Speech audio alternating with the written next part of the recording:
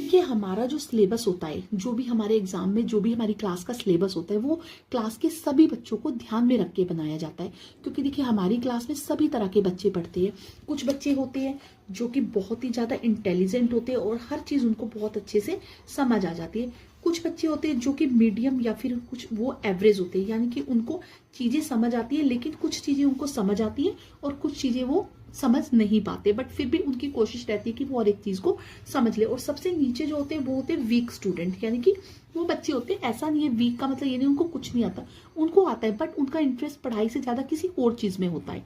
तो ये 3 तरह के स्टूडेंट्स होते हैं और इन तीनों तरह के स्टूडेंट्स के लिए हमारा सिलेबस सबको ध्यान में रख के बनाया जाता है, क्योंकि हर एक बच्चा सब कुछ नहीं पढ़ सकता है। तो देखिए जब आप पढ़ाई करते हैं तो भी आपको ध्यान में रखना होता है, जो हमारी पढ़ाई का लेवल भी होता है वो उसी हिसाब से होता है।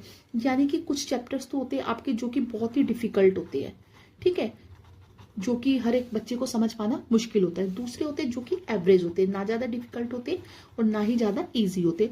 और जो लास्ट होते हैं वो होते हैं हमारे इजी चैप्टर्स।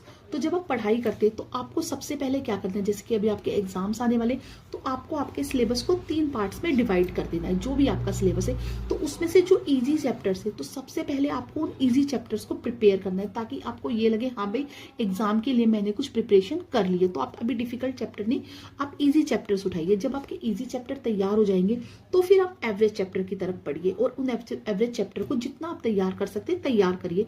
उसके बाद डिफिकल्ट चैप्टर अगर आपको कर सकते हैं तो ठीक है, नहीं कर सकते तो आप उसको लीव कर दीजिए और आप अपने ये वाले चैप्टर बहुत अच्छे से तैयार कीजिए। और इनमें आप देखेंगे आप इनको अच्छे से पढ़ेंगे, क्योंकि आपको पता है कि आप इनको तैयार कर सकते हैं, तो आप बहुत अच्छे से मार्क्स लेकर पास हो पाएंगे।